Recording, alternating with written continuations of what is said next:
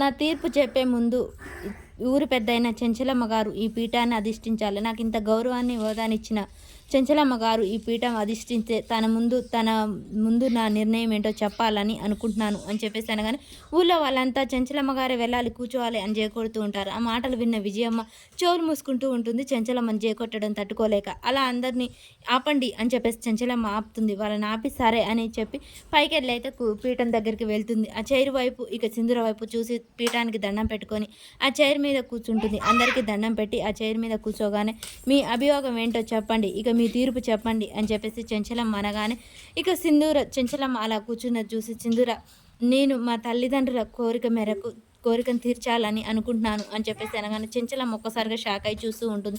ఆ మాట అన్న విజయమ్మ, ధర్మయ్య వాళ్ళైతే సంతోషపడుతూ ఉంటారు.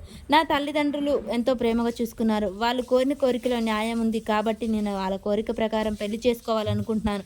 కానీ నాది ఒక షరతు అని చెప్పేసి అనగానే అందరూ షాక్ అయ్యి అటే చూస్తూ ఉంటారు. చెంచలమ్మ మాత్రం చాలా గుండె పగిలేంత ఆవేదనతో రగిలిపోతూ ఉంటుంది.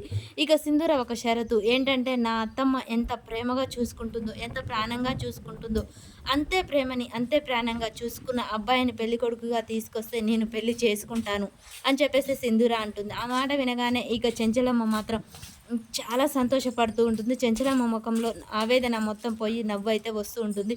సింధూర అలా ఆ మాట చెప్పగానే ధర్మయ్య భార్య షాక్ అయి చూస్తుంటారు. ఇక విజయమ్మ మాత్రం తల దించుకొని వెళ్ళిపోతుంటుంది.